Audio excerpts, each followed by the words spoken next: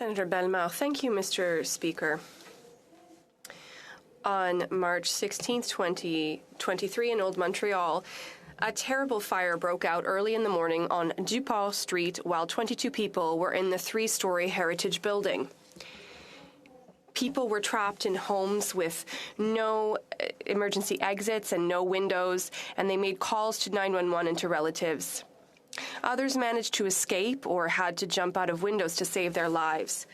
7 of those people were not so lucky. They are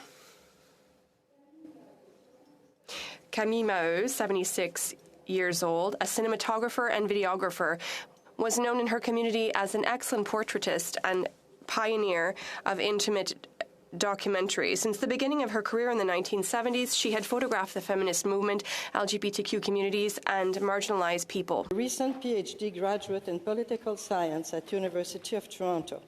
He was a Cadieux Léger Fellow at Global Affairs Canada and a Fellow at the Trudeau Centre for Peace and Conflict Studies.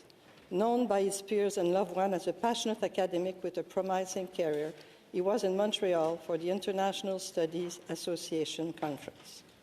Dania Zafar, 31, a young graphic designer, a free spirit and ambitious woman.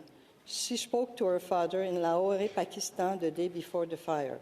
She was on a spontaneous trip to Montreal with her friend Sania Ka, also 31, who came to Montreal to visit a childhood friend. Sania was completing a master's degree in public health in Detroit. Anne Wu, 31, a young and promising neuroscientist who had obtained her PhD at 24 and worked as a project scientist at the University of California, San Diego. She was visiting Quebec for the academic conference and workshop co-signee. Also, ainsi que Charlie. Another victim was Charlie Lacroix, a young woman of 18, described as a social butterfly, very caring, and someone who loved art and who called her grandfather during the fire, and her friend Walid Belkala, a young man of 18 who had his whole life ahead of him. For the family and friends of those who lost their lives, it was an unbearable wait before their bodies were found and identified in the rubble several days after the fire. How can such a fire still happen today in our country?